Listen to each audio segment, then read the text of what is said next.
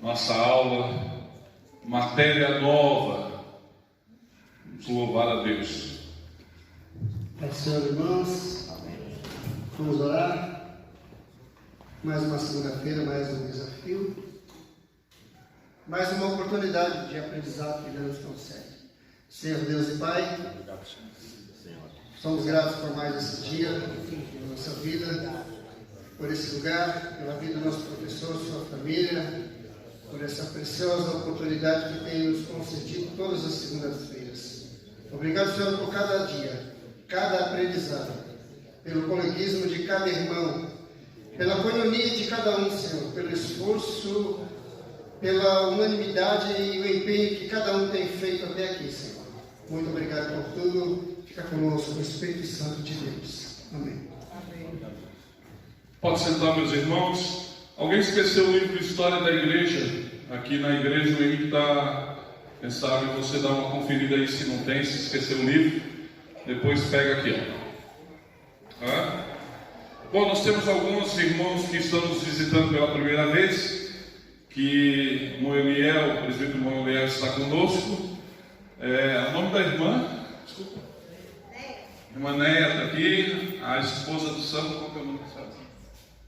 A irmã Letícia, o Sama, são os nossos irmãos aí que sempre estão aí gravando nossos cultos, né, fazendo aí a gravação.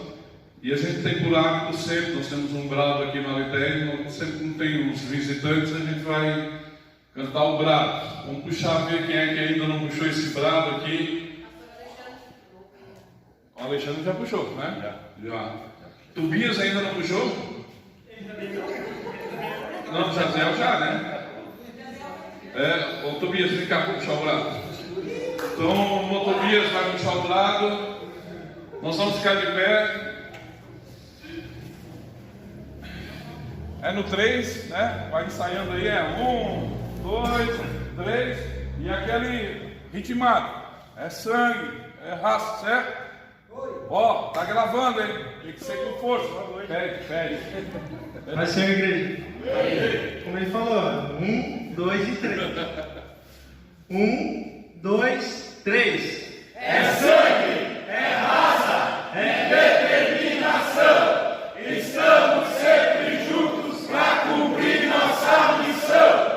Fazendo teologia, nós vamos melhorar. Na obra de Cristo, nós vamos trabalhar. O Cordeiro está vivo e isso é importante. Então, por causa disso, eu vou sempre avante. Cordeiro e leão é sua identidade. Por isso, na Letéria tem sempre novidade. Avante, avante, avante. Pode sentar aí, graças a Deus. Dá 0 para ele. Não, estou brincando. Dá 0 não, dá 10 para ele. Valeu, Tobias, pela coragem. Bom, nós vamos para a nossa dose de reflexão, que a gente sempre faz a abordagem no começo das nossas aulas. Vamos lá, Rubem Alves. Caminhar perto de coisas e pessoas de verdade, desfrutar desse amor absolutamente sem fraudes, nunca será perda de tempo. O essencial faz a vida valer a pena. Então preste atenção, às vezes a gente passa a vida toda valorizando coisas, e às vezes coisas que são supérfluas, coisas que são triviais, coisas até que realmente não são muito importantes, ou não são relevantes na nossa vida, e a gente decide valorizar aquilo que não é importante. O Rubem Alves está dizendo, olha, se for pessoas ou coisas que se portam de maneira verdadeira na nossa frente, no nosso lado, na nossa vida relacional, e se a gente desfrutar desse amor de forma que não seja uma fraude, ou seja, que não seja hipócrita, que não seja com fingimento, vai fazer a vida valer a pena. E a gente sabe disso, a gente sabe que as pessoas, à medida que vão amadurecendo, à medida que vão passando pelas lutas do dia a dia, à medida que eles vão passando por problemas e devido a algumas decisões na vida equivocadas ou alguma forma de valorização errada, e eles acabam por ficar um pouco mais solitários ou sozinhos, eles acabam por refletir que realmente aquilo que é mais importante na vida são pessoas. E às vezes elas estão à nossa volta, prontas a nos amar, prontas para estender a mão, prontas para nos ajudar, e a gente às vezes vai descartando e trocando aquilo que realmente seria essencial, aquilo que seria importante, e a gente vai tomando decisões equivocadas. Eu me lembro agora do texto, quando Abraão saiu da guerra, vitorioso, e alguém chegou e disse, Abraão, deixa eu ficar com as pessoas e tu pode ficar com os despojos. E ele disse, não, ao contrário, pode ficar com os despojos e eu fico com as pessoas. Abraão, naquele tempo, já sabia que pessoas eram muito mais importantes e até mesmo do que coisas.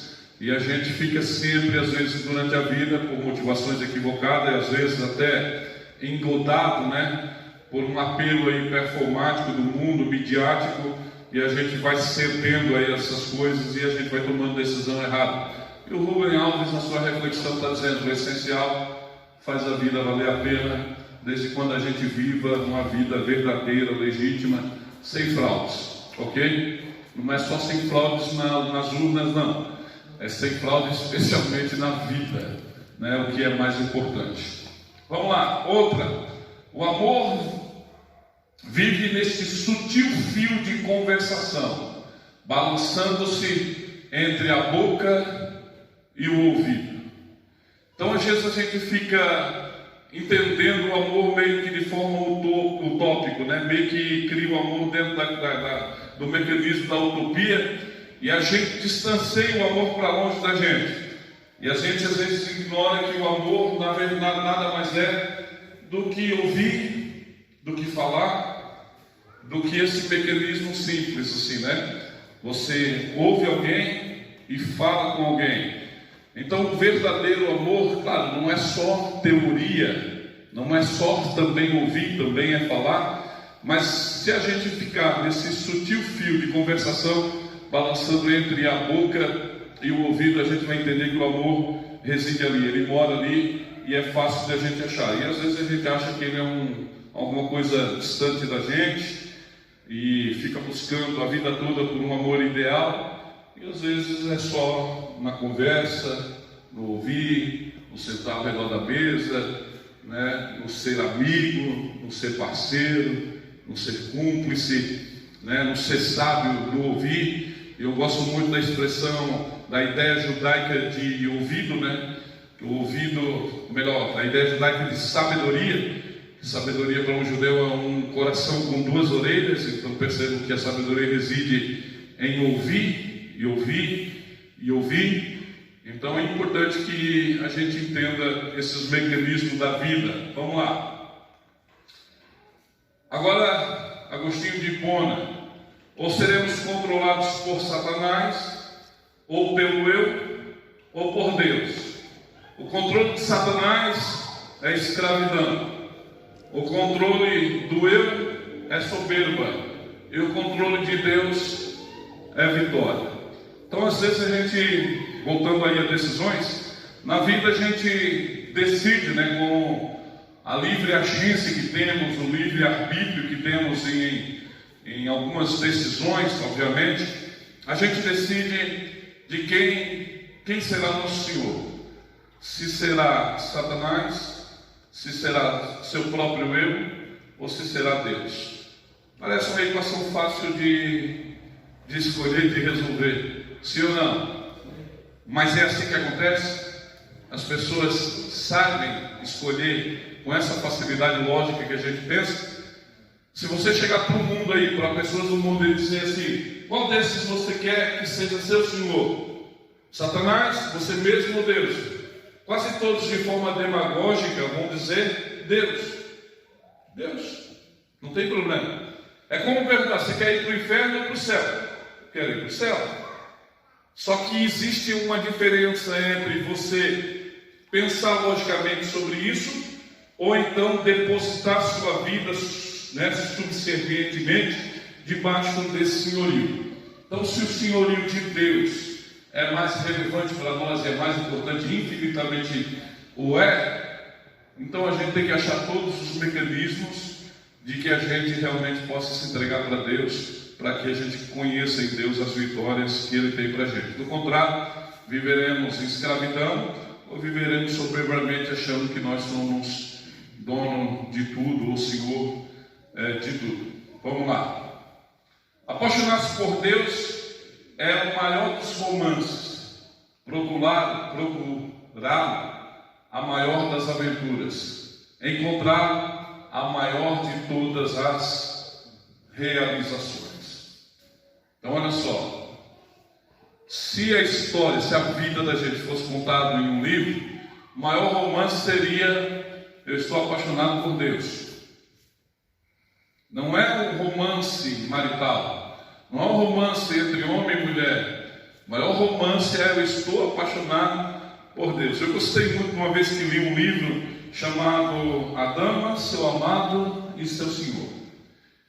Falava exatamente isso, de a gente trazer Deus para dentro da nossa vida relacional e colocá-lo Ele como a pessoa mais importante da relação. A pessoa mais importante da nossa vida não é a Néia, para mim não é a Néia, não é a Xanandra, não é o Lucas, não é o Eduardo, é Deus. Depois disso, sim, é ela e meus filhos. Então, se apaixonar-se por Deus é o maior dos romances, então por outro lado deve ser a maior das aventuras. E às vezes a gente fica, anseia, né, como desbravadores que somos, ansiamos por uma aventura, projetamos uma aventura. E às vezes a gente pode fazer a maior aventura das nossas vidas de forma introspectiva para dentro da gente, buscando Deus, buscando alimentar essa paixão ainda mais por Ele. Pode ter certeza que você não vai se arrepender. Às vezes eu me lembro, falando com a Xanandra esses dias sobre Bíblia de estudo, e eu me lembro que ela descobriu sozinha para ver. Eu não disse para ela: minha filha, vem cá, senta cá, porque eu não gosto de condicionar meus filhos, não gosto mesmo de condicionar eles, para que eles de repente façam só o que eu estou mandando, mas façam sem sentir. E ela descobriu sozinha: pai, eu estou descobrindo aqui as concordâncias da Bíblia, eu fico admirado quando de repente estou lendo um texto e descubro o texto diz outro texto, e vai lá e joga a referência, e quando ela chega naquele outro texto, está uma referência similar ou correlacionada, e aquilo diz exatamente o que tu estás sentindo, o pai sentiu há 20 anos atrás, quando de repente eu comecei a descobrir como é que funcionava a concordância bíblica. Meu Deus do céu, eu esperava ansiosamente para acabar o expediente no Exército Brasileiro, para mim chegar em casa, sentar na mesa, depois de me relacionar com a minha família, sentar na mesa, e quantas vezes eu olhei para o relógio, era 5 da manhã, 6 da manhã, extremamente apaixonado, mergulhando na Bíblia, procurando Deus, achando Deus e fazendo ali, promovendo uma das maiores aventuras. Hoje, em descarga emocional, talvez seja uma das coisas que eu mais me lembro fortemente, aquela sensação de descobrir coisas de Deus. A gente tem Bíblia de estudo aos montões hoje, ferramentas que facilitam o estudo, mas a gente é displicente. Nós colocamos às vezes como prioridade nas nossas aventuras, quem sabe ir para uma cidade, conhecer um lugar, e às vezes a gente não promove nessa viagem, essa busca por Deus de forma interna. Alguém quer falar alguma coisa? Só porque está gravando? O senhor não vai editar. Se ele não quiser, ele corta. Vamos lá. Feedback. Amém. Alguém tem? Amém não é feedback ali. Vamos lá.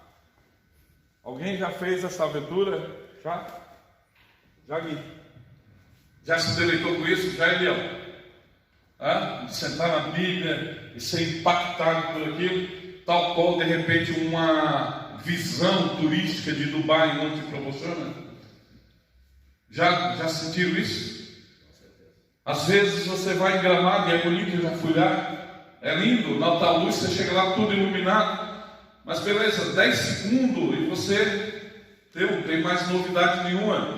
E a Bíblia, essa viagem está sempre te promovendo coisas impactantes na tua alma, na tua memória, no teu coração. Então, se procurar a maior das aventuras, encontrar então a maior de todas as realizações. É possível que alguém empreenda essa jornada, mas não consiga encontrar Deus. Sim ou não? Bom, eu dei uma Bíblia de presente para um soldado. E passou uma semana e ele me devolveu a Bíblia. Ele disse: só, vou te devolver. Eu disse: por quê? Ele disse: porque eu comecei a ler. Eu disse: mas então foi para isso que eu te dei, para tu ler. Mas eu fiquei com medo de descobrir que tudo que eu faço está errado. Então, antes que eu descubra que tudo que eu faço está errado, não quero ler, deixa eu ler. Ele começou a viagem, mas não encontrou Deus. Negou-se a continuar buscando Deus.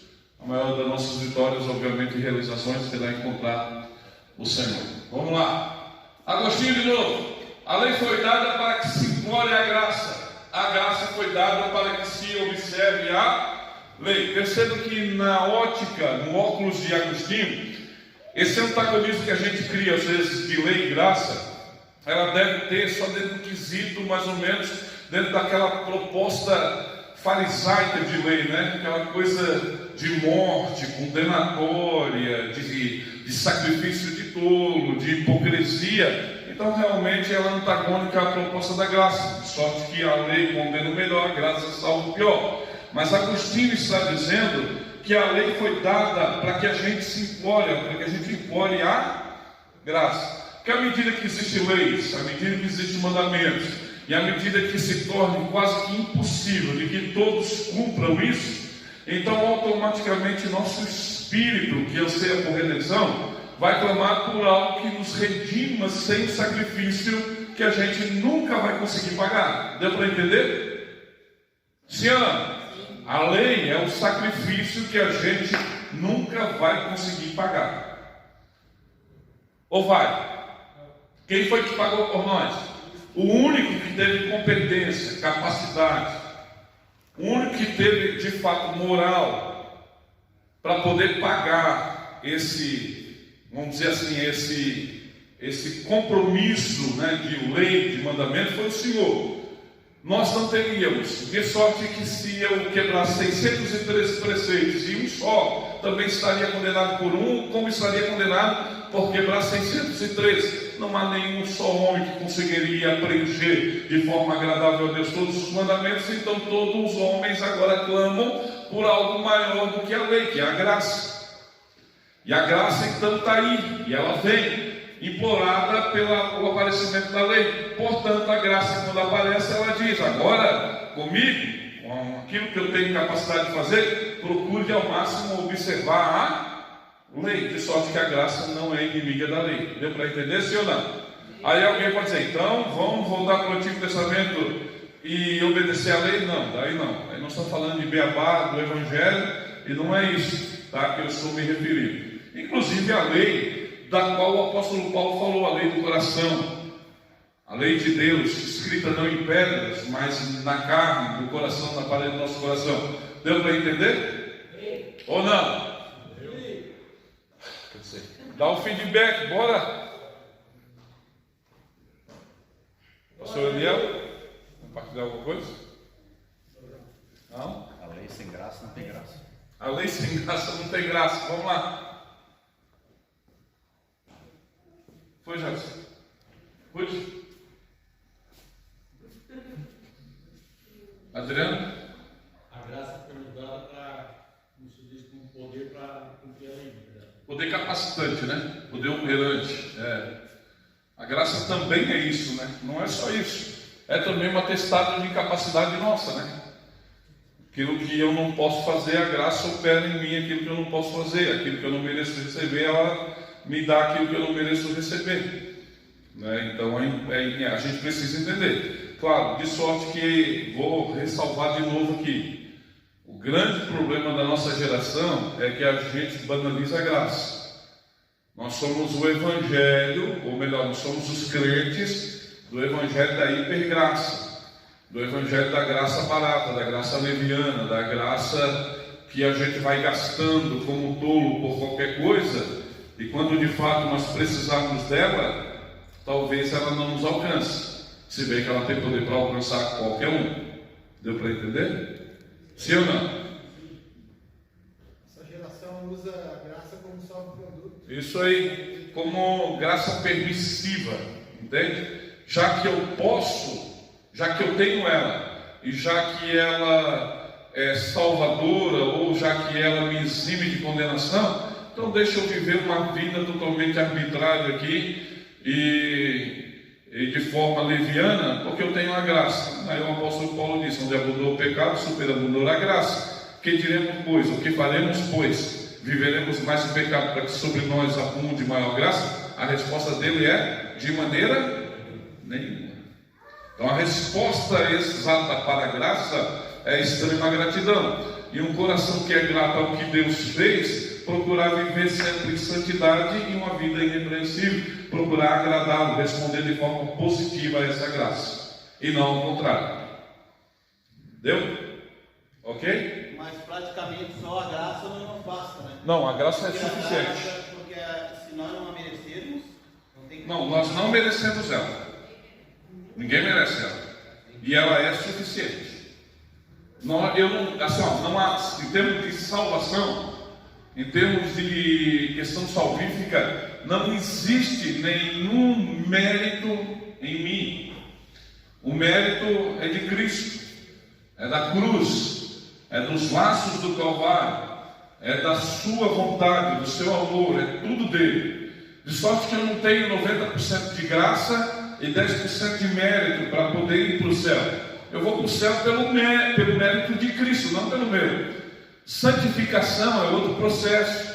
Dá para entender a diferença? Santificação é outro processo.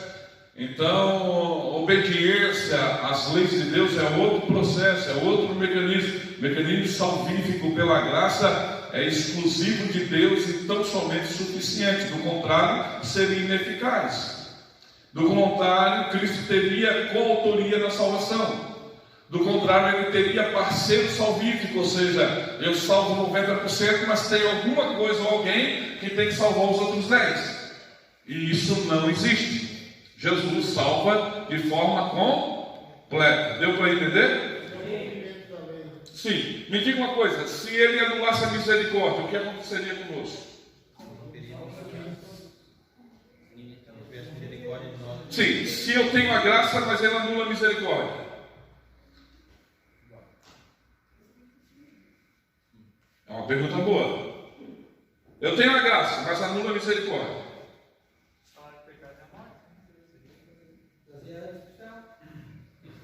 Será? Se a graça é ele me dá quando eu não mereço, a misericórdia ele não me dá o que eu mereço. Se ele anula a misericórdia, eu mereço condenação. Se não tem misericórdia, ele tem que me condenar. Então perceba, não é só graça. A gente romantiza a graça, mas o viés salvífico de Deus sempre trabalha na graça e na misericórdia. As misericórdias do Senhor, disse Jeremias, é a causa de não ser consumidos, e elas não têm fim e se renova a cada manhã. Uma coisa que não tem fim não precisava se renovar.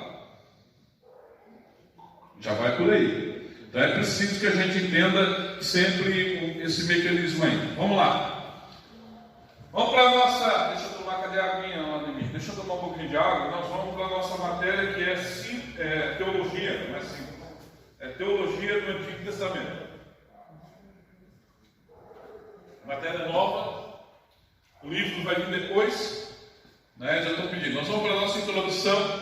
Então, existe uma diferença entre síntese do Antigo Testamento e teologia do Antigo Testamento. O que nós já fizemos é síntese do Antigo Testamento. Foi a primeira matéria que nós fizemos, lembra? Quem é que estava desde o início aqui?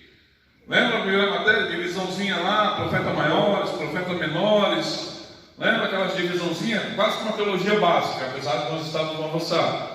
Foi uma aula inicial assim para poder tentar equalizar um pouquinho de conhecimento e o povo não se assustasse. Bem que teve uns 10 que se assustaram, tá? O que é natural. Mas agora não, agora já não é síntese. Não pense que nós vamos trabalhar com profeta menor, profeta maior, com Pentateuco, tá? Com salmos, com poéticos, não. Nós vamos trabalhar a teologia propriamente dita. Então redobre a tua atenção, pega a tua caneta e aquilo que for necessário, tome os teus apontamentos aí. Vamos lá, as raízes da teologia bíblica estão na Reforma Protestante. E... Orley, Oi? eu estou numa dúvida aqui. Com respeito à graça. Tá, eu tiro um hino. Eu escolho um hino para mim. Tiro um hino para mim, escrevo um hino e não oro para aquele hino, não tiro, só simplesmente chego bonito para me cantar na igreja à noite. Daí eu não orei para aquele hino, não jejuei para cantar aquele hino, não errar ele para cantar, oferecer aquele hino para Deus, um incenso. Tá, já sei onde é que quer chegar. Tá, se eu não orei para ele, já sabe, mas palavra de terminar. Eu vou adiantar. Isso não é a graça que eu estou me referindo. É que eu não queria graça. Quando a gente diz que o homem estava cheio de graça, a graça aqui é quase que um codinome ou um outro nome, entendeu? Ou quase que um outro significado, um termo intercambiável para unção, para poder, para capacitação. Não é isso. A graça que eu estou falando é graça salvífica, é capacidade de salvação. E a capacidade de salvação só encontra em Jesus, mais ninguém. Sabe por que? Nem mim, nem ti, mais ninguém. Que eu, a Jennifer e o... Não foi o PT, não sei o que foi, nós três estávamos cantando ali para fazer uma profecia. Nós três. Sobre a... E vocês iam cantar com graça? A graça no hino, porque Deus tem a graça. Sim, mas isso é graça operante, é outra coisa, é graça com sinônimo de poder do Espírito Santo, de capacidade, de potência, de dom, é outra coisa, é um nome. Então, quando falar de graça salvífica, isola ela e conecta na cruz de Cristo e acabou, mais nada, só dele e acabou, entende? Graça salvífica, salvação, que vai te garantir entrar no céu? Só a graça, na misericórdia dele. Vamos lá. Então, as raízes da teologia bíblica estão na Reforma Protestante. O ponto de partida protestante, sola escritura, ou seja, lembra logo de 5 solas, lançou a semente para uma teologia exegética, isso é, uma teologia agora que permite interpretação, buscando livrar-se da dogmática eclesiástica, ou seja, aquela teologia que vinha da igreja, que vinha da autoridade da igreja, que vinha por parte da autoridade da igreja católica, especialmente da igreja católica romana. Agora nós temos uma outra capacidade. Antes era só o que a igreja falava, era uma dogmatização da eclésia. Agora nós temos, com a Reforma Protestante, nós temos capacidade de pegar o próprio texto e examiná-lo e começar a fazer interpretações, tá? Teologia já começa por aí, vamos lá. Os comentários de Calvino são os primeiros exemplos de uma exegese bíblica, histórico-gramatical, que estabelecia os primórdios da futura teologia bíblica. Todavia, a maioria dos estudiosos define o início do moderno estudo da teologia bíblica, ou mais especificamente da teologia bíblica do Antigo Testamento, a partir da palestra inaugural do professor John Philip Gabriel, na Universidade de Altendorf em 1787. Então, estou falando de 250, 240 anos antes, atrás, melhor dizendo. Antes de Gabler, não havia distinção entre teologia dogmática e teologia bíblica. Não havia, tá? Não havia separação entre teologia do Novo Testamento e teologia do Antigo Testamento. Gabler defendia essas distinções. E a gente pensa assim que talvez que no Antigo Testamento, quando eles tinham lá, quando os profetas começaram a escrever, os autores bíblicos começaram a escrever os livros, a gente pensa que eles já iam separando por pastinha, por arquivo. Isso aqui é o livro, a seção dos poéticos, essa aqui é a seção dos de Moisés, essa aqui é a seção dos proféticos. Não, essa separação que vai fazer é a igreja bastante anos depois. Então, no nascedor não tem essa intenção de organização, tudo faz parte da mesma leitura, da mesma observação. Agora vem os homens que estão pensando, estão se debruçando sobre o livro, sobre a história, estão se permitindo estudar. E agora eles começam a reorganizar tudo de uma forma mais diferente e pedagogicamente melhor para a gente. Tá? Então vamos lá. Mesmo que nunca tenha escrito uma teologia do Antigo Testamento, foi o professor Gabler quem estabeleceu os princípios básicos, os métodos pelos quais seria possível escrever uma teologia bíblica do Antigo Testamento. A base do estudioso alemão era racionalista, e foi sobre tais fundamentos que surgem os primórdios da teologia bíblica. Bom, lembrando que qualquer teólogo alemão, camarada é quase que isento de emoção. Sabe que um alemão, ele é racionalista por si só. Então ele vai muito pela lógica, ele tira um pouco o campo da mística, sabe, o campo aí da espiritualidade, e vai muito pela lógica. Sem, contudo, Gabler, que esse professor, não anulou, por exemplo, a autoridade, não anulou a fé do texto sagrado, mas ele agora começa a organizar a teologia de uma forma mais lógica, mais racional. Isso que nós estamos fazendo aqui agora. Sem ele ter dado esse primeiro passo, talvez a gente teria a Bíblia e ainda estaríamos muitas das vezes até de forma ignorante no conhecimento de muitas coisas que a gente tem hoje que não teria. Entre 1880 e 1930, e aí eu já estou falando do século XX, a incipiente teologia bíblica perdeu espaço, aquilo que nós estávamos falando, Alexandre, recentemente, para os estudos da história da religião, as novas tendências filosóficas aliadas à curiosidade europeia para com os costumes e ideias religiosas de outros povos, fomentou a interpretação da fé bíblica dentro do contexto religioso universal. A fé de Israel e do cristianismo deveriam ser vista sob parâmetros evolucionários à luz da comparação com outras religiões conhecidas. Bom, nós temos ali o boom acadêmico da ciência, né? Sim ou não? Esse período aí, 1880 e 1930, inclusive o livro Teoria das Espécies de Darwin, é tudo lançado dentro desse período.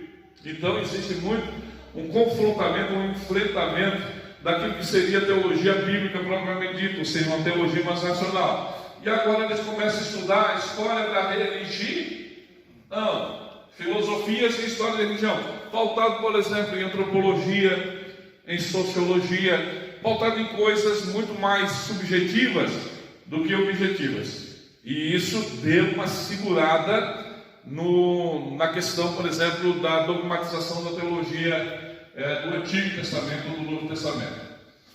Vamos lá. Somente depois da década de 30 do século XX foi que ressurgiu o interesse pela teologia bíblica. Tal efervescência perdura até os anos 70.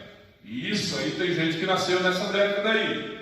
Muitos nomes de peso surgem, tanto no campo do Antigo como do Novo Testamento.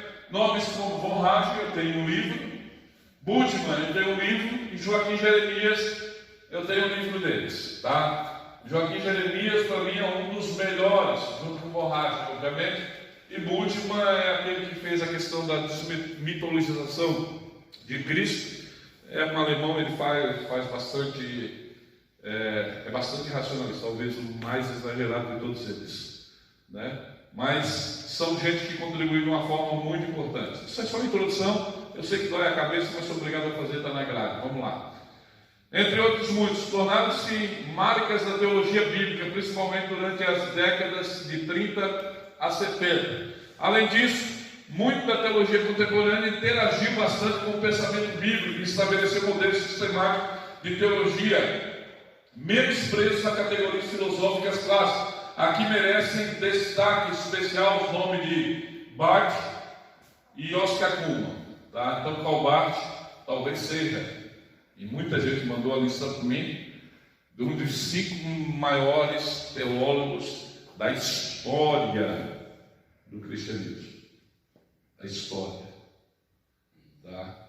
Então, o Barth ele tem essa relevância muito grande dentro da questão. Vamos lá. Nas últimas décadas, a teologia bíblica continua viva, mas tem enfrentando dificuldades e alguns até creem que esteja em grande crise. Para entendermos melhor seus caminhos, é preciso destacar suas principais tarefas. Então, a tarefa da teologia bíblica é construir uma teologia a partir do texto bíblico, edificando uma espécie de macroexegese, procurando metodologicamente isentar-se de leituras confessionais e filosóficas a priori.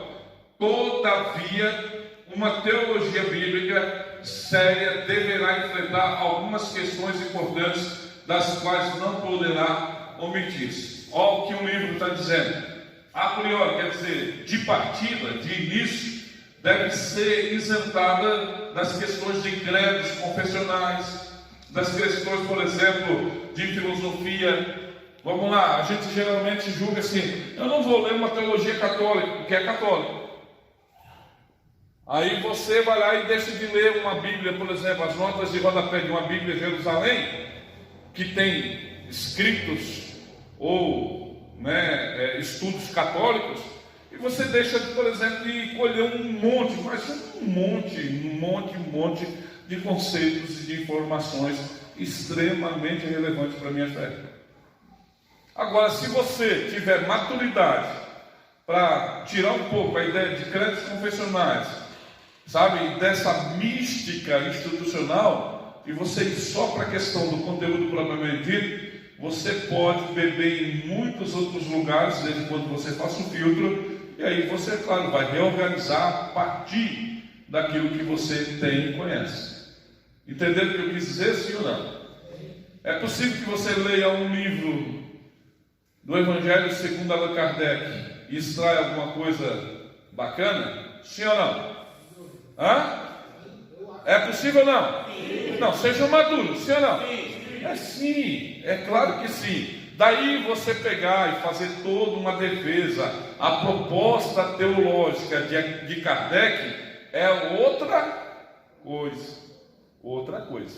Deu para entender? Sim, é no que é bom. Eu fico rindo às vezes, que às vezes eu vejo aluno que está postando frase de Dalai Lama. Entendeu? Está postando frase do Dalai Lama. A frase é tão legal que ele pensa que está na Bíblia. Mas é Dalai Lama, é um mestre budista. Entendeu? Ou está postando uma frase do Gandhi. Daí? Não é Alexandre o Grande. Do Gandhi. E a gente vai pegando e vai, entendeu? Então é importante a gente ter essa maturidade para que a gente separe as coisas. Vamos lá. Teologia descritiva ou normativa? Sabe a diferença, vocês? Sabe o que é um texto descritivo, o que é um texto normativo? Por exemplo, exercer obra de misericórdia para com os necessitados é normativo ou descritivo na Bíblia? Normativo. Vender tudo que tem, depositar aos pés dos apóstolos, é descritivo ou normativo? Isso. Deu para entender? Sim. Alguns textos são descritivos e outros textos são normativos. Normativos pressupõem uma norma, uma continuidade, é vacinado, deve ser praticado. A vida toda. Descritivo está intimamente ligado com o momento, foi para aquele momento e para aquela circunstância. Se fosse via de regra e exceção. Isso aí, perfeito, Renato. Normativo, via de regra, e descritivo, exceção. Mais alguma dúvida? Qual é o papel de uma teologia bíblica? Procurar detectar os conceitos teológicos dos autores bíblicos, ou deve ela também definir normas ético-religiosas a partir da experiência histórica e teológica da comunidade da fé? Será que um aspecto exclui o outro, ou é possível manter a tensão entre as duas ênfases? O que vocês acham?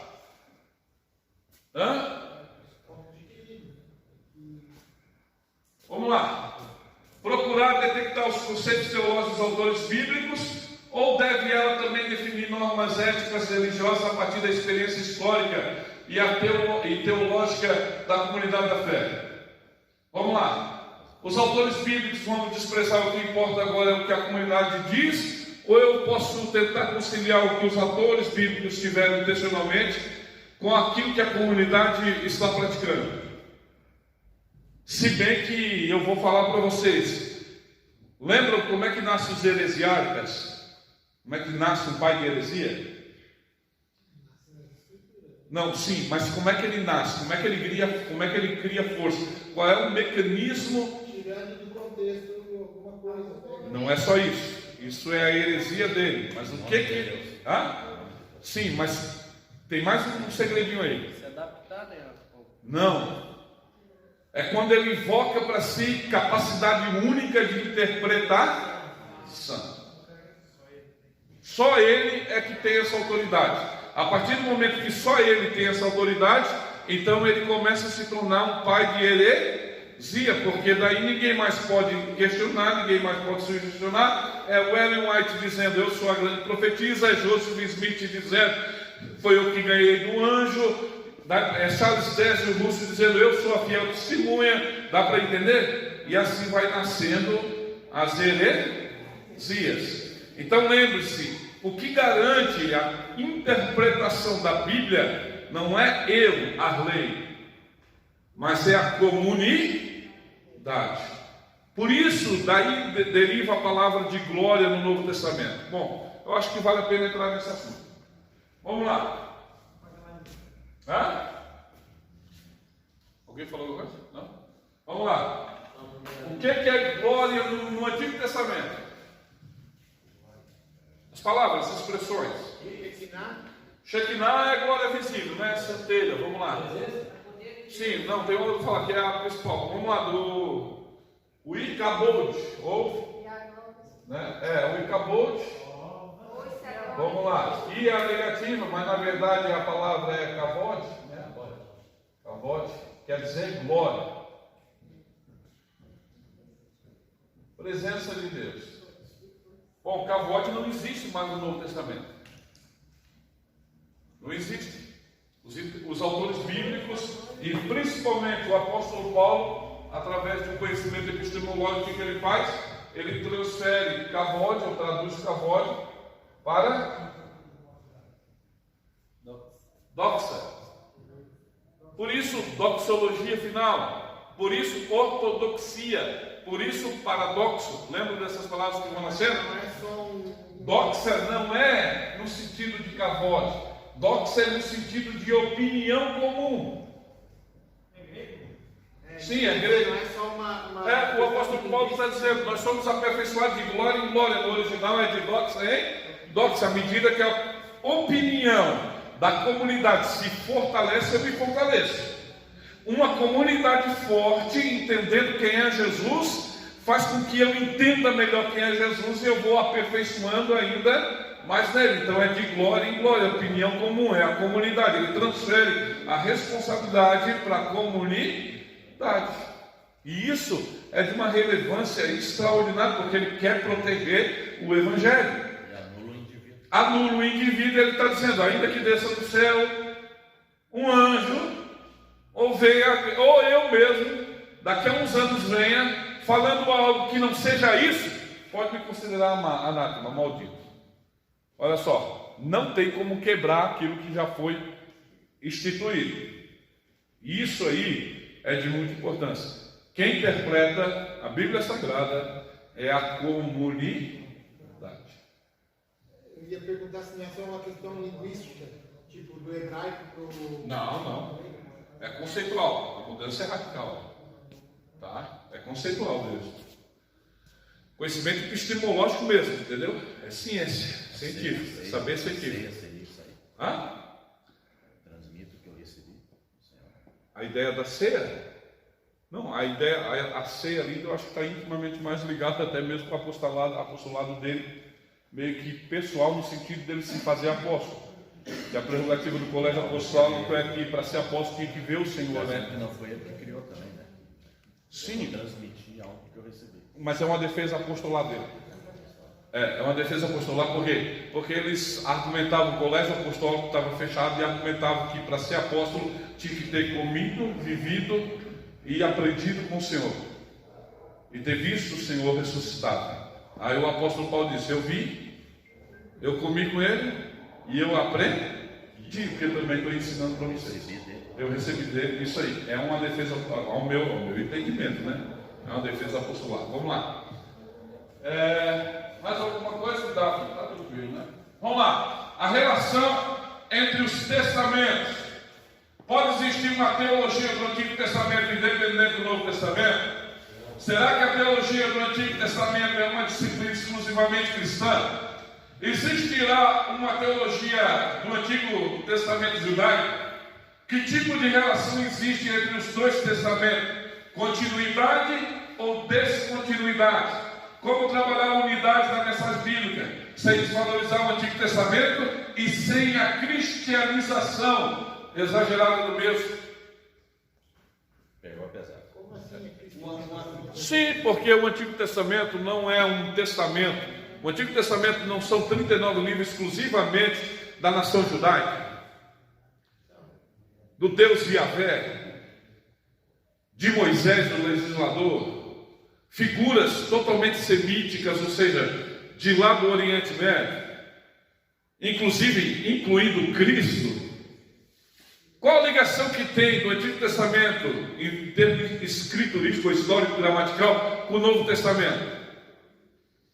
Ora, se eu não posso judaizar o Novo Testamento, também não posso cristianizar o Antigo. Lembram que na primeira aula eu trabalhei com vocês, na primeira ou na segunda aula eu trabalhei com vocês, aquele trabalhozinho do cordel profético?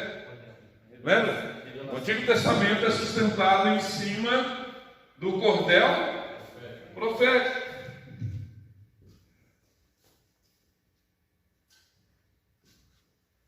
Nós temos aqui a cruz de Cristo. Nós temos o AT aqui, o Antigo Testamento. Esse cordel profético aqui é aquele cordel que tensiona, tá? O fio escarlate, que está contida a promessa do Cristo, do Messias.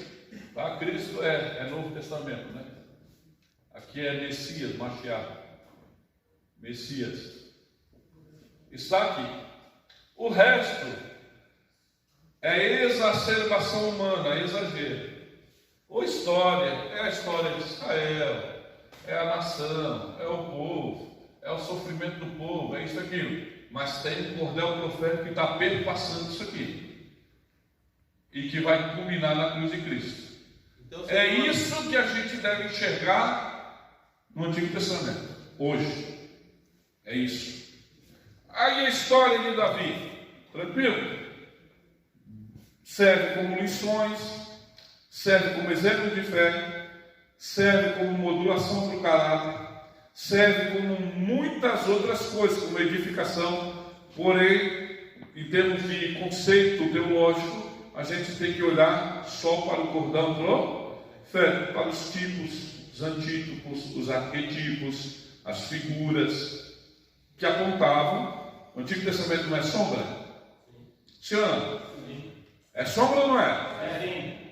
Cristo está latente, né? A gente vê ele meio que... Em digitais. coisas, sabe, bem subjetivas. Tem oportunidade. Me ache o nome Jesus no Antigo Testamento. Então, você vai ter a entrada de um personagem histórico, que é Jesus, filho de José o Carpinteiro, que vai se tornar a posteriori o Cristo, Jesus o Cristo. O nome dele não é Jesus Cristo, o nome dele é Jesus. Se tornará o Cristo, se permitirá ser o Cristo de Deus, que é o Cristo, é o Messias, a esperança messiânica, esse fio profético que está ali, e que só ele, o filho de José, é que poderia, encarnado como poderia evocar esse papel. Dá um nozinho na cabeça? Dá, não é disso. É complicado, eu sei que é, mas vamos forçar um pouquinho. O termo ali usado na Cristianização. exagerada é enxergar Cristo no Antigo Testamento. De tudo. Ou tu fazer uma leitura anacrônica do Antigo Testamento com os óculos do Novo. Entendeu? O Antigo Testamento tem as suas ressalvas. Você não pode anular, por exemplo, a questão do mecanismo cerimonial da lei, dos ritos, da liturgia do Antigo Testamento. Mas também aí a gente enxerga, né? Enxerga, mas essa é uma cristianização moderada. O que não pode ser uma cristianização, sabe, exagerada. Então a gente não pode trabalhar com a unidade da mensagem. A gente, como trabalhar com a unidade da mensagem bíblica, sem desvalorizar o antigo e sem cristianizar, são exagerados mesmo. Todas essas perguntas são inescapáveis e merecem a atenção do teólogo bíblico. Mais alguma posição? Alguma objeção? Vamos ficar de pé, só para descer um sangue aí. Seu sangue aí.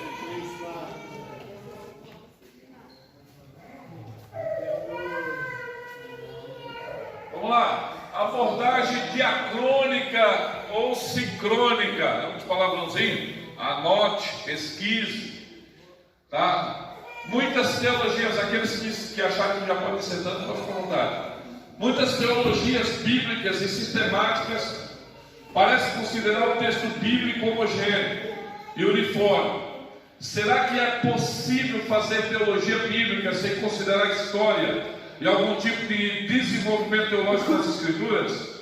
É verdade que o historicismo do século XIX e a sua postura evolutiva trouxeram uma espécie de trauma para muitos estudiosos da Bíblia. No entanto, ainda que seja árdua lidar com o papel da história na teologia, cremos ser impossível fazer uma boa teologia sem considerá-la adequadamente, conforme bem observou Oscar Hugo. Escute o que eu vou dizer, e o que eu vou dizer aqui é muito sério. Se você pegar um pregador que despreza a história, ele vai entrar na seara da religiosidade, vai entrar na seara da supervalorização espiritual.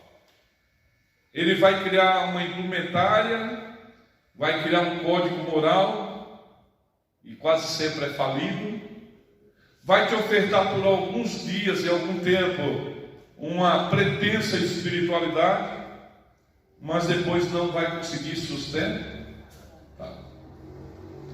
É impossível você ir para frente sem olhar para trás, no que tange teologia, conhecimento de Deus. E é impossível. Ora, irmãos, por que a gente prega as histórias do Antigo Testamento? Por que de repente os teólogos bíblicos não disseram assim, quer saber? Nada de antigo. Para que antigo? Já acabou, obsoleto, arcaico, ultrapassado. Joga no lixo. Vamos economizar papel. Vamos minimizar a Bíblia. Vamos economizar bytes aqui, vamos diminuir.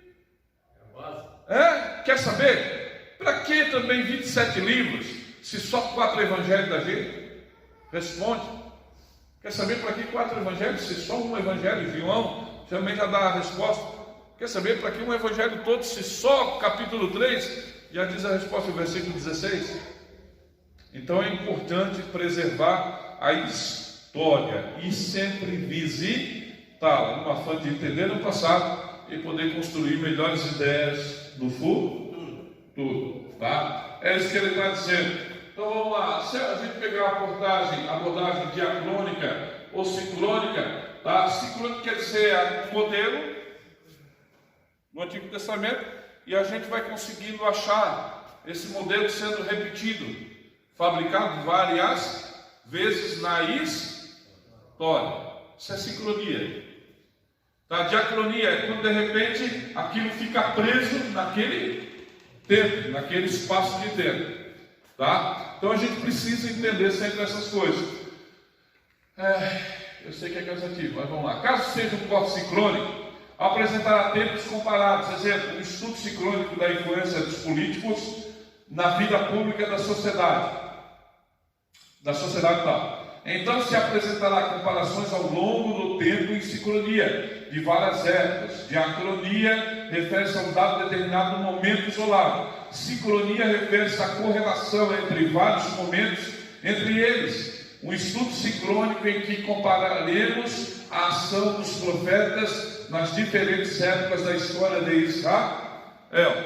Ora, meu irmão, a gente pega e vê como agia Moisés como profeta, como agiu Elias como profeta, como agiu Isaías como profeta, e como agiu Malaquias como profeta, e como agiu Jesus como profeta. Sincronicamente a gente tem que achar algumas identidades em todos eles. Agora, diacronicamente, Moisés agiu de um jeito, isolado no seu tempo, Elias de um jeito, sim ou não? Ou Moisés saiu descendo fogo na cabeça de todo mundo? Jesus também fez isso? João queria ou não queria? Ô Senhor, manda aqui, nós somos Boanerges, né? Filhos do trovão, manda que desça fogo do céu aí. Ô Senhor, para descer fogo do céu, o Senhor é mais poderoso que Elias, nós sabemos. Se o Elias consumiu o capitão em 150, manda descer fogo do céu, consome esses atribulados tudo aí. E Jesus mandou, vou dar um espetáculo aqui, olha aí. Foi? Não. Não, e transformou o coração ainda dos Boanerges, filhos do trovão, os homens mais amorosos da Bíblia. Então a gente precisa entender que diacronicamente as ações de cada um são isoladas a seu momento, mas sincronicamente existe uma identidade que vai perpassando a história. Sim ou não? Vamos lá. É possível que Daniel Berg e Gunnar Wingren, vou falar dos nossos fundadores, tá? É possível que Daniel Berg e Gunnar Wingren, sendo eles os pioneiros da Assembleia de Deus aqui, se vivesse hoje conosco, sincronicamente ele não teria nada que encaixaria conosco? Não? Ou seja, eu vou ali e digo, Jesus salva. O Daniel Berg nunca disse isso. O Gunnar Wingren nunca pregou desse jeito. Ele era uma aberração? Pregava o quê? Não, irmãos. Então, sincronicamente, eu consigo me encaixar perfeitamente com eles. Agora, tem coisas, obviamente, que eles tiveram que fazer no seu tempo, no seu período, que hoje a nossa geração não consegue fazer mais. Deu para entender? Sim ou não? Sim. E anacronicamente é quando a gente faz a leitura de coisa antiga com a mentalidade que temos hoje. Como é que Davi matou? Davi matou porque na época matava. E se fosse você lá no lugar de Davi, matava talvez mais. Dá para entender? Deu para entender? Sim. Não queira punir Davi com a mentalidade que tu tens hoje. Uma coisa é o que tu sabe hoje de Deus. Uma coisa é a tua cultura, é aquilo que tu tens hoje de informação. Outra coisa é o que Davi tinha. Tá? Lembrem que Jesus para nós é uma realidade, a gente conhece Ele por completo, sim ou não? Sim. Abraão conhecia só um vislumbre, só uma sombra manchada. Sabe, o Moisés lá no Êxodo, lá no deserto de Madião, o que ele disse para o Senhor? Quando diz, vou te enviar. O que ele disse? Envia aquele a quem tu há de ir, envie.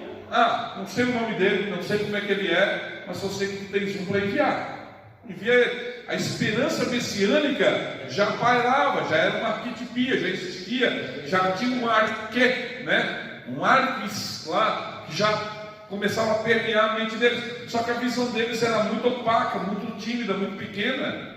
Eles não conseguiam vislumbrar como hoje nós temos a informação. Vocês imaginem Abraão com a informação de Cristo que nós temos hoje. Imaginaram?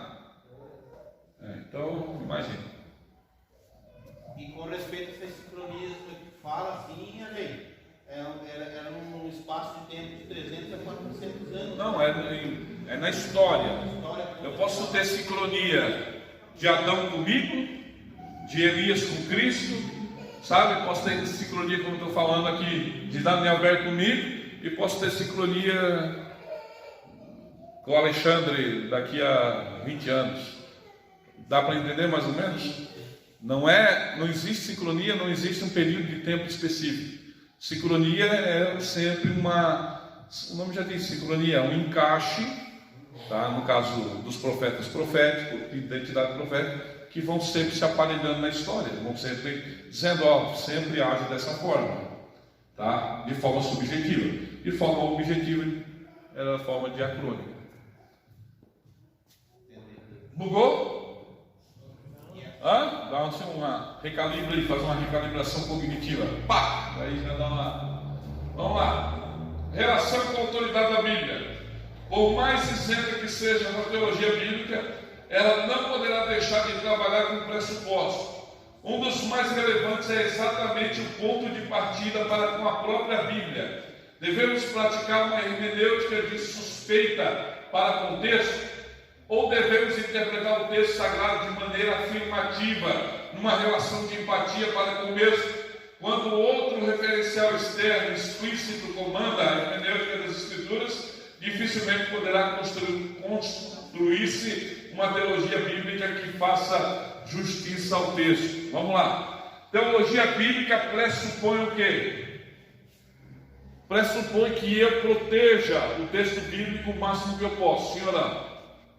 Então, sempre quando eu olhar a Bíblia, atacando ela e tentando tirar dela aquilo que aparentemente ela está me dando, eu estou fazendo uma hermenêutica, uma interpretação totalmente prejudicial para a teologia. Então, é possível, ao meu ver, é importante que eu vou para a Bíblia com o espírito pacificador no que tange a informação que ela me dá. Eu não agrida o texto. Agora, tem gente que é fera para fazer isso. Tem gente que diz, isso aqui eu não quero, não concordo, então, como diz um antigo pregador, vem para o próximo culto com uma tesoura e recorta aquela parte, a página e joga fora. Então, assim, Bíblia, ao meu ver, tem que ter uma autoridade, uma supremacia sobre nós. E quando a gente vá para o estudo bíblico, a gente vai subserviente a essa autoridade. Por isso ela não é um livro comum. Se eu olhar para ela como um livro comum, é por isso que de repente um filósofo ateu vai lê-la e não vai dar a ela esse grau de autoridade, e para ele ela vai ser um livro comum. Sim ou não? Ou vai sair uma mão de dentro da Bíblia e vai sufocá-la? Um livro comum, sim ou não? Então, a Bíblia vai ser para mim a autoridade se eu disser que ela tem autoridade.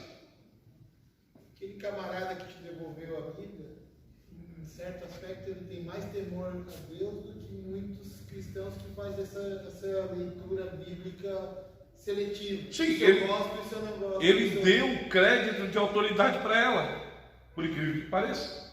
Ele começou a ler, ela começou a confrontá-lo, e ele começou a dizer, tem que parar porque ela está me dizendo que eu estou errado. Eu reconheço a autoridade dela. Ele não quis se comprometer com ela, o que é outra coisa.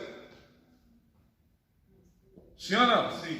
É importante que a gente entenda esses mecanismos aqui com relação à autoridade da Bíblia. 5. A unidade e a diversidade. Será que é possível achar um centro de organização para uma teologia bíblica, ou do Antigo ou do Novo Testamento?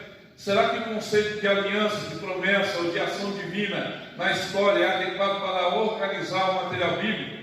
Seria tal abordagem forçada pelo fato de existirem vários centros de organização do texto? Essa é uma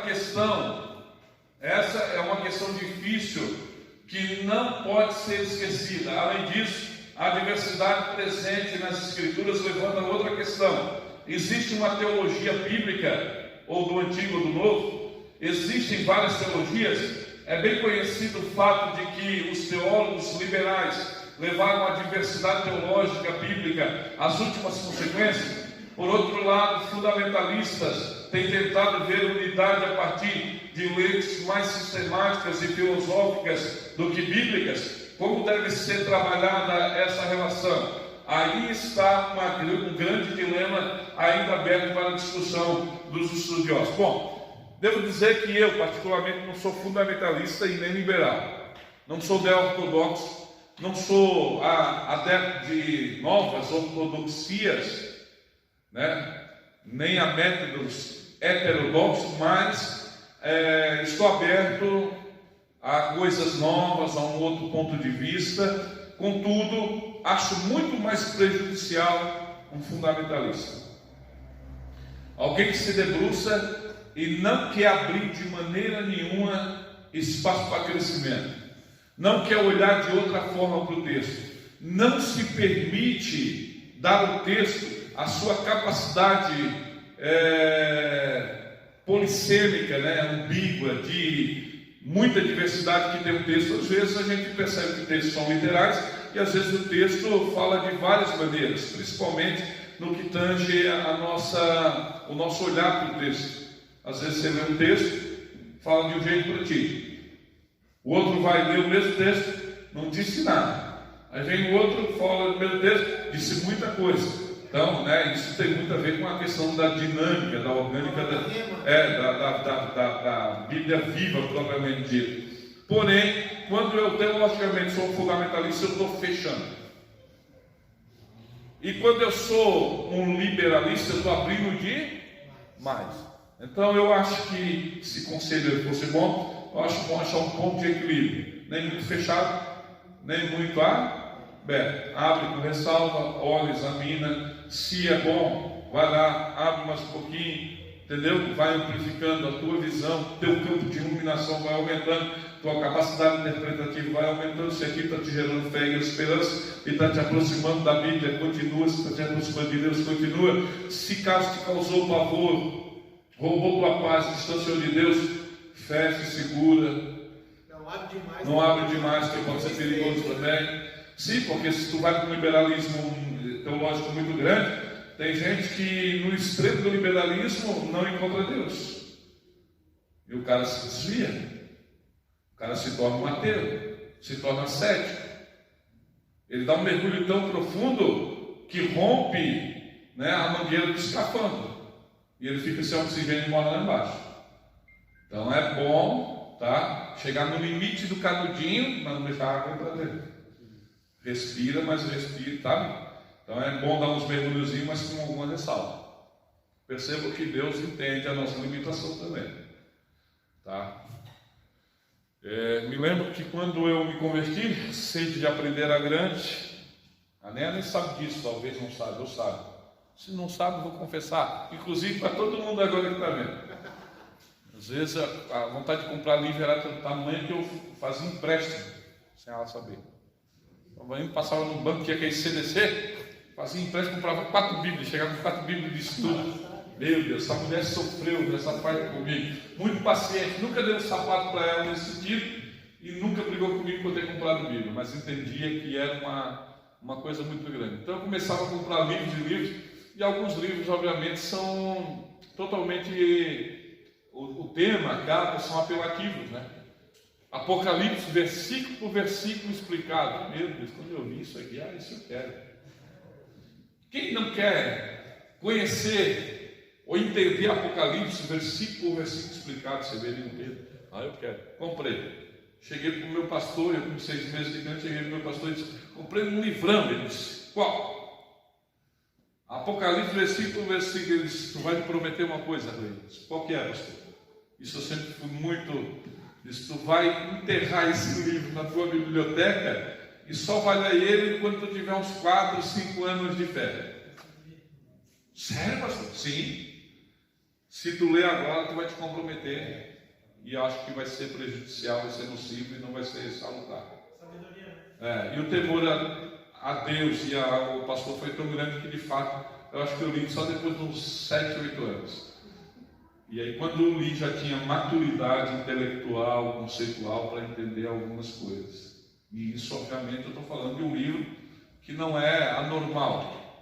Agora imagine algumas leituras, algumas aberturas, alguns cunhos teológicos liberais que você entra aí, vai ler um última da vida. Tem gente que chega aí e vem desviado para cá. E 7, 8 anos depois estaria mais caro também. Vende ele agora. Tem sangue italiano, é bom, né?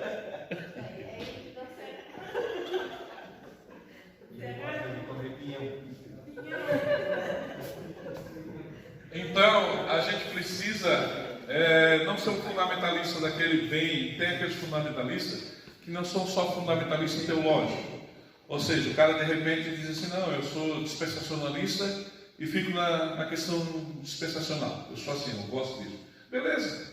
Se ele se sente bem com o mecanismo dispensacionalista, ele pode ficar. Eu não tenho medo desse fundamentalista. Eu tenho medo, por exemplo, do fundamentalista religioso. Daquele que diz: eu aprendi assim e vou morrer assim. Mas isso não é um ultra? Já é ultra, já vai para uma outra área até um pouco mais exagerada, tá? Eu morri assim, vou ficar assim, eu morro com a Bíblia. É comigo a Bíblia que é. A Bíblia é que coisa. Ele nem lê a Bíblia, tá? Ele nem lê a Bíblia, mas ele diz que é a Bíblia que manda para ele. Então, eu tenho medo desse tipo de comportamento, tá? Contudo, tenho também receio com aquele comportamento de concessões, né? Tudo está liberado, eu bebo em tudo e aí é perigoso também. Oi? No meu livro, daqui a 6 anos eu te falo. Entendeu o que é? Calma aí. É da CPAD. Vamos lá. Teologia canônica ou não canônica? Por mais simples que possa parecer essa questão, ela merece muita atenção, já que temos acesso a material religioso da fé de Israel, da igreja primitiva. Devemos perguntar se uma teologia bíblica deve fazer referência a esse material. Por outro lado, já que se trata de uma teologia construída dentro da comunidade da fé, a igreja deve se perguntar se os parâmetros da dogmática cristã e esse fator devem restringir a teologia a uma abordagem canônica. Por exemplo, teologia bíblica deve estudar só conteúdo bíblico, só aquilo que é considerado canônico, digno de fé, ou a historicidade da igreja, a historicidade da nação de Israel. Livros como, por exemplo, Macabeus, a história macabeia, a revolta macabeia, deve ser interpretado como teologia bíblica? Ela deve corroborar para a formação de uma... Então, são indagações que a gente faz e que é importante a gente saber. Vamos lá. Relação com a sistemática. Uma vez construída, uma teologia bíblica chegará a ela ou ela a algum lugar sem uma relação com a sistemática? É possível construir uma teologia bíblica sem cair na fragmentação, muitas das vezes acéfala? Acéfala quer dizer sem acéfalo, né? Sem racionalidade. Que tipo de revelação deve se manter entre as duas abordagens? Doutrinas cardeais e essenciais da fé como a Trindade teriam relevância significativa numa teologia bíblica? Com certeza o diálogo é fundamental e necessário para que as duas abordagens se completem. Uma vez que a teologia do Antigo Testamento é rica em informações e aqui não será tratada de maneira exaustiva, este material atingirá o alvo a que se propõe, tornando claras as bases da fé que professamos, edificando a tese de que é melhor examinar as Escrituras para melhor compreendê-la. O que é teologia do Antigo Testamento? Bom, agora o que é teologia ou a teologia do Antigo Testamento? Então, a teologia do Antigo Testamento é o estudo estudo do que Deus revelou sobre si mesmo no Antigo Testamento. O sistema da teologia do Antigo Testamento toma as várias verdades que os livros do Antigo Testamento nos ensinam sobre Deus e as apresenta de forma organizada. A revelação de Deus em si mesmo começa em Gênesis 1:1. No princípio criou Deus os céus e a terra. O pressuposto de Deus e o seu trabalho criativo é algo que todos os crentes aceitam pela fé e é enfatizado em toda a Escritura, de Gênesis a Apocalipse. Por exemplo, ninguém questiona que Deus é o Criador dos céus e da terra. Questionamos? Dentro da perspectiva criacionista, não, né? Dentro da perspectiva evolucionista, pode ser aqueles que de repente chegam e dizem, não foi Deus. Um assopro primordial, de repente começam a vir as primeiras organelas, primeiros seres vivos, primeiras células, vão formando os primeiros tecidos, vão formando os primeiros seres vivos, de repente o organismo, ser vivo, e aí vai vindo as espécies. Não é isso. Nós acreditamos a informação bíblica de que Deus criou os céus e a terra, e esse sentimento, essa premissa, essa proposta, ou esse pressuposto, perpassa toda a Bíblia. De Gênesis a Apocalipse, Deus é o Criador. De Gênesis a Apocalipse, Deus é o Criador. Na nossa oração, no púlpito, muitas das vezes nós começamos com: Senhor nosso Deus, Criador dos céus e da terra. A gente afirma isso.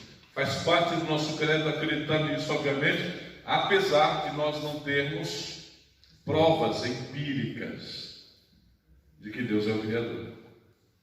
Entendam isso? Deus é o Criador, sim ou não? Sim. Eu consigo provar que Ele é o Criador? Sim. Mas se Ele fez as águas, a água... E como é que tu prova? Tu bota Deus no laboratório e consegue provar? Não. É isso que eu acabei de dizer. Eu creio no campo da fé que Deus é o Criador. Mas empiricamente, ou seja, de forma experimental, eu não consigo provar. Entendeu? Não consigo provar. Ou eu consigo? Vamos chamar Deus para o banco para dentro do laboratório e vamos fazer ele recriar alguma coisa? Consegue fazer isso? Não, a gente acredita pela fé. Tá? A teologia do Antigo Testamento é um estudo rico e gratificante sobre o que Deus revelou de si mesmo, seu caráter, seus atributos, etc. No Antigo Testamento, o Antigo Testamento centra-se principalmente no relacionamento de Deus com os judeus, começando com o chamado de Abraão em Gênesis 12. Ele escolheu Israel e fez uma aliança com eles a fim de transmitir a sua mensagem ao mundo, culminando com a vinda do Messias para nos salvar de nosso pecado. Assisti na verdade um recortezinho de um filme gospel, um filme evangélico, sobre Jacó, por exemplo, que um desses cananeus perguntou: de todos os deuses possíveis, você escolheu um, falando para Jacó, que não via, que não vê. Você escolheu um que você não sabe se ele está contigo e que ainda lhe feriu o quadril, ou seja, ainda lhe machucou. É esse o Deus que você escolheu? E aí Jacó olhou para ele e disse: não foi eu que escolhi ele, foi ele que nos escolheu. Aquela proposta da chamada de Abraão, sim ou não? É Deus se apresentando a Abraão e dizendo: sai daí. A Midrash tem a história legal, vocês sabem, né? A história legal da casa de Abraão, do pai de Abraão, de Terá. Sabe que pela Midrash, ou seja, o compêndio de tradução de senso comum dos judeus, diz que a casa de Terá na verdade era uma fábrica de deuses, e que Terá, ao viajar, pediu para Abraão cuidar dos ídolos, e Abraão foi lá e quebrou todos eles, deixou só um grande, pegou um pau e colocou um pedaço de madeira e colocou na mão do grande. E quando o Terá chegou, perguntou para Abraão o que aconteceu, e o Terá disse: olha, o ídolo maior ficou com raiva dos menores e pegou a madeira e quebrou tudo. E o Terá disse, mas não é possível que isso aconteça. Eles têm mão, mas não apalpam, têm pés e não andam, têm olhos e não veem, têm nariz e não cheiram, têm boca e não falam, o som nenhum sai da garganta. E que Abraão, Midrash diz isso, que Abraão disse, então meu pai, se eles não podem fazer nada, por que o Senhor os fabrica? E aí Deus vai para e diz, então Abraão, mediante essa tua posição, sai do meio da tua terra, sai do meio da tua parentela e vá para a terra que eu vou te mostrar. Essa é a personificação de um Deus que é invisível, mas que é presente. E aí a gente começa toda a história, principalmente a história de Israel, nasce aí, tá? Vamos lá. Através do seu relacionamento com os judeus, Deus abençoou o mundo inteiro. E isso a gente fica claro, fica evidente que a nação de Israel é chamada para ser uma nação sacerdotal, uma nação que tem a capacidade de mediação, de que todos os outros povos têm que vir a ela, e ela é a mediadora entre o eterno Deus e todos os outros povos da terra. É o nosso Sim ou não? Ela falha na sua missão ou não falha? Falha ou não falha? Falha. Não, ela falha na missão. Mas em Cristo. Sim, ela falha na missão dela, né?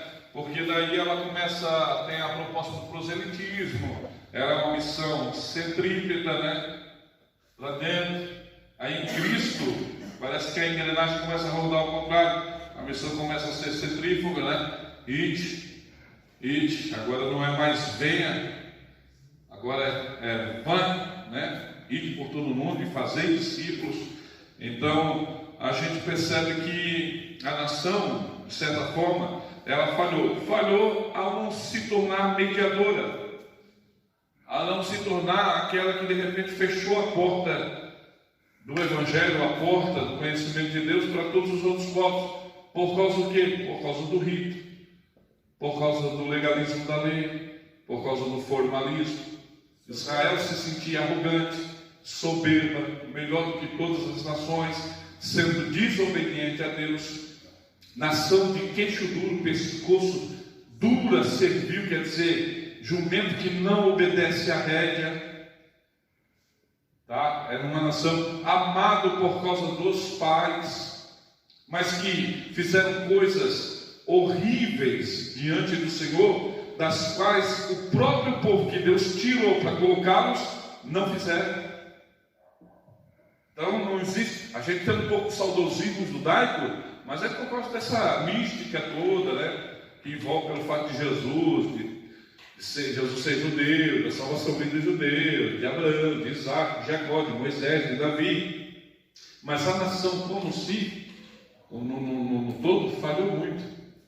Tá? E a gente percebe isso. Vamos lá. O Antigo Testamento, na revelação progressiva de Deus, isso é importante. Revelação ela não caiu completa, não foi expansiva. Ela é uma revelação progressiva. À medida que o povo ia evoluindo, à medida que o povo ia maturando, intelectualmente, psicologicamente, espiritualmente, Deus ia se revelando progressivamente para a nação. Sabe onde é que a gente vê isso bem claro? Na vida de Abraão. Quando Abraão sai da Mesopotâmia, ele sai com alguns conceitos que ele entende de divindade, sim ou não? Sim ou não? Pô, ele é acadiano, é semítico, está lá na Mesopotâmia, na cabeceira do Golfo Pérsico, habita ali naquela região. Da além do Eufrates, diz a Escritura que era a região de outros deuses, ou seja, havia os deuses sumerianos e acadianos, haviam já essa ideia de divindade, ou seja, havia já esse confronto, como pregou no Metanoia aqui, esse confronto de deuses, tá? Essa guerra de deuses.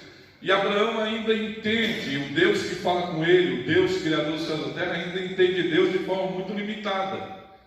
De sorte que era comum na época entender que Deus ia falar em lugares específicos.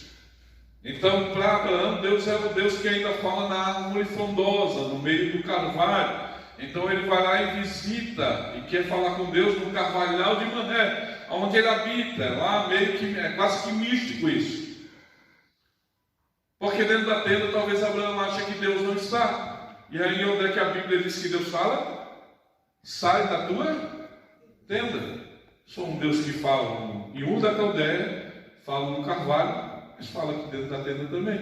E aí a revelação de Deus começa a se tornar mais amplificada. E só que Abraão não precisa mais ir no carvalho para consultar Deus. Porque sabe que Deus agora fala dentro da tenda. Que é uma outra coisa, uma outra espécie de entendimento disso, era quando a nação de Israel ficava com dúvida se Deus era um Deus de monte ou de vale. Quantas vezes a gente vê isso? As próprias nações vizinhas diziam: olha, não lutamos contra Israel no monte, porque o Deus dele é um Deus de vale. E aí o que Deus dizia? Deixai vir a mim, e saberão que eu sou Deus. Saberão, não sabe ainda, mas saberão que eu sou Deus de monte e Deus de vale. É, isso aí, que eu não sou um Deus territorialista, que eu não sou um Deus preso no espaço-tempo, que eu sou o Senhor de toda a terra. E essa revelação é uma revelação extremamente progressiva, vai ampliando e a nação vai aprendendo quem é Deus, e Deus vai se revelando de forma, gradativa. Porque se Deus desse um boom de informação, sou eu, desse jeito, como é que o povo ia entender? Se Jesus viesse num período que ele não veio, ou melhor, se ele viesse no período antecessor ou anterior ao que ele veio, acha que o povo teria entendido a mensagem? Acha que o povo teria recebido? Por que ao invés de vir na Palestina no século I, por que ele não veio em Israel, no deserto de Midian, no século 2, no milênio 2 antes dele? Por que não veio lá em Moisés? Por que não veio em Abraão direto?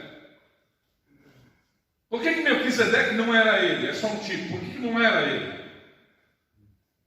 Lembra a ideia da maturação, da questão tanto psicológica, é aquilo que a gente chama, o Paulo desenvolveu isso de forma muito clara, que é a questão do pleuroma, né? A plenitude dos tempos. Lembra que Paulo fala? Morreu antes da fundação do mundo, mas manifesta agora, por amor de vós, manifesta agora, é esse momento, foi programado, é nesse momento que ele entra na história mesmo, e teria que entrar somente nesse momento, naquele momento.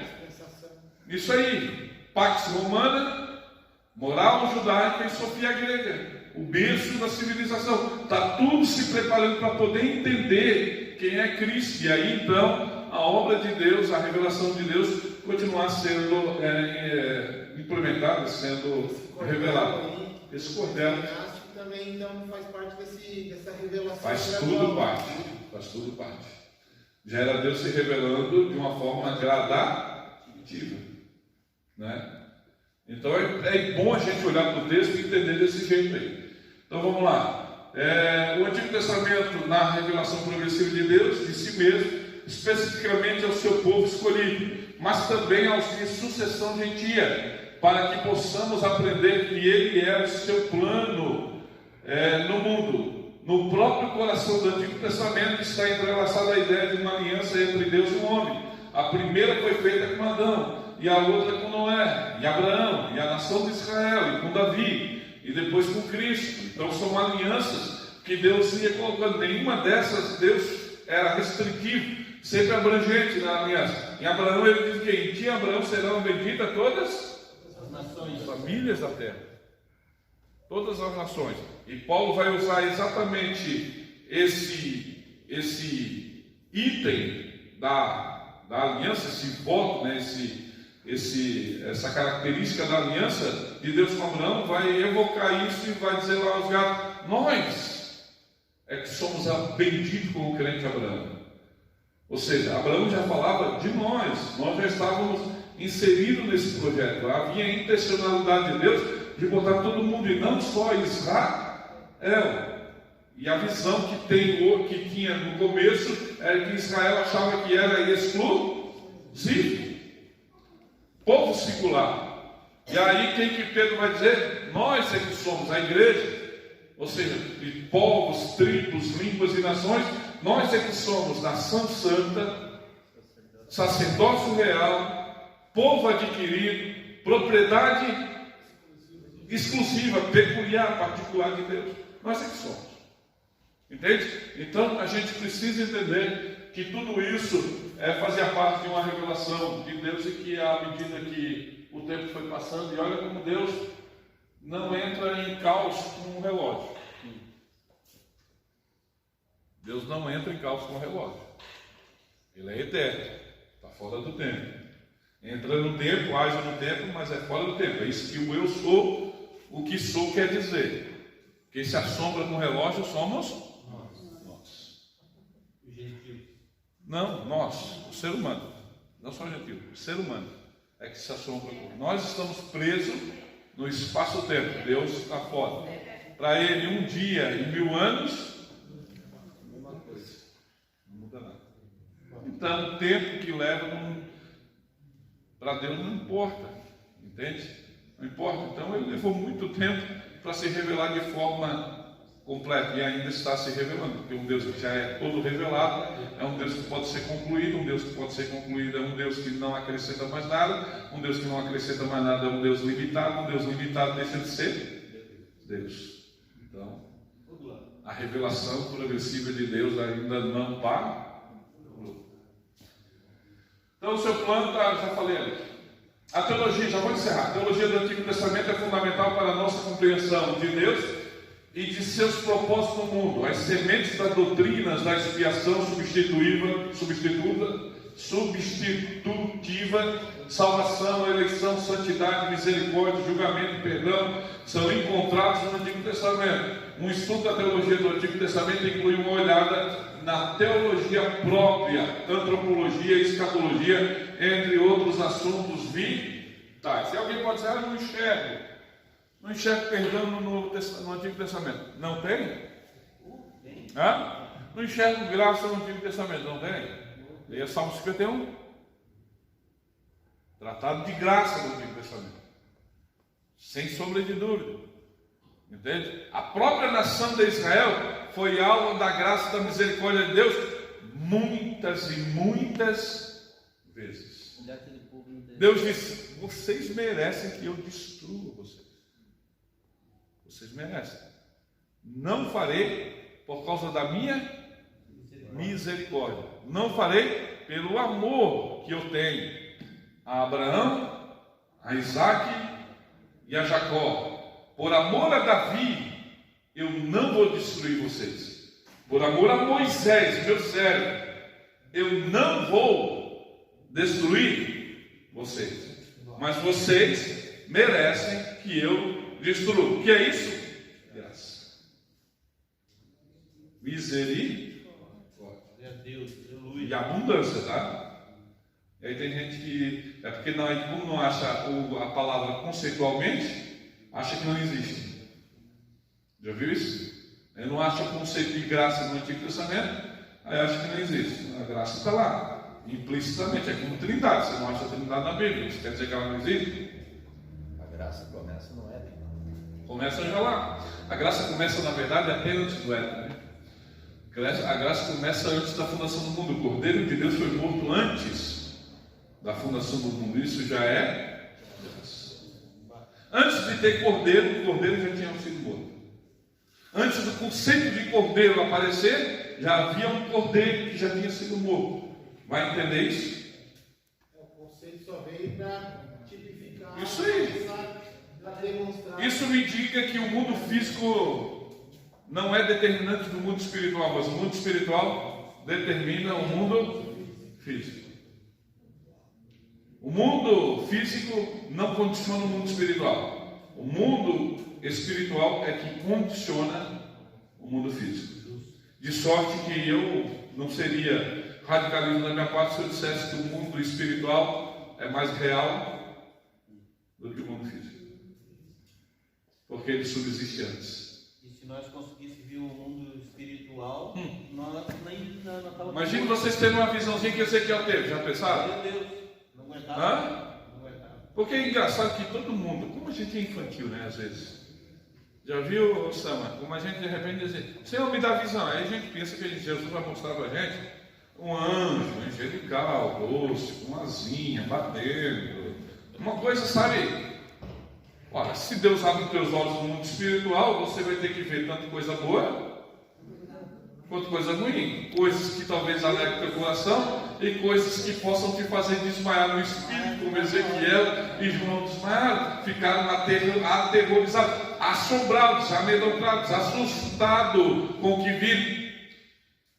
Ezequiel vê uma espécie de anjo com catraca no pescoço girando, com o olho debaixo da asa, uma coisa sem sentido, vira uma cara de homem, vira cara de boi, vira cara de leão, vira cara de águia, e vai virando catraca giratória no meio de bolas girando, e um arco dentro do outro, o arco maior passando dentro do menor. Como é que você vai entender isso? Você quer ver? Pede para Deus, pode pedir. Mas esteja preparado para ver coisas assombrosas. Mundo espiritual tenebroso também, porque Deus não vai chegar e dizer assim: para esse aí, abre só o mundo celestial, angelical. O mundo infernal, diabólico, não abre não. Tá? Tem coisas que a gente pode pedir, obviamente, mas esteja preparado para o resultado. Isso pode ser considerado um dom, poder ver o lado espiritual. Visão com certeza é um dom. Não é para todo mundo, senão a gente com certeza queria, nem que seja por curiosidade. Não, mas uma vez, então já tem. Não, aí é o seguinte: dons, entenda dons, principalmente o que tange a potência do Espírito Santo, sempre no sentido de ser esporádico, sempre no sentido de esporadicidade. Existe um objetivo maior, um propósito maior pela qual Deus está mostrando. Não auto-inflamento, não para dizer que é mais espiritual para o outro, não quer dizer que é mais crente. Tá? É possível que você veja uma vez e nunca mais veja. É possível que você profetize uma vez e nunca mais profetize. É isso que a gente precisa entender. E é isso que muita gente não entende. Muita gente até foi usado pelo dom, mas depois passa a se usar, passa a se valer do dom, ou de um falso dom, para tentar manter a sua roupagem espiritual ante o povo. Aí pega a máscara, e aí, se você quiser entrar, pode entrar até na questão da máscara de Moisés, lá, que esconde a glória, que já não tinha mais glória, e vai embora, né? Isso é tão nada que até a mula teve uma visão, né? Pois é, agora vai ver. E nós estamos perdendo para a mula. Quem foi que já teve visão aí? Eu sei, mas eu estou dizendo, mas tem alguns que estão perdendo até para a mula. Vamos lá. Vocês devaguinho muito, se eu for ficar dando trela, meu Deus do céu, vai longe, hein? Vou encerrar só com esse slide aqui. O conceito de teologia do Antigo Testamento é logicamente dependente do conceito de teologia uma vez. O conceito de teologia do Antigo Testamento é logicamente dependente do conceito de teologia, uma vez que o mesmo é a parte deste. Por definição, entendemos teologia como sendo o estudo de Deus e sua revelação ao homem. Consequentemente, a teologia do Antigo Testamento será o estudo de Deus e sua revelação ao homem no Antigo Testamento. Deixa eu ver o que deveria depois. Entretanto,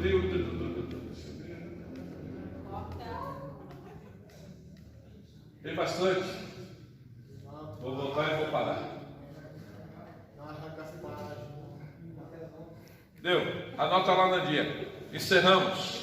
Vamos ficar de pé, vamos fazer uma oração.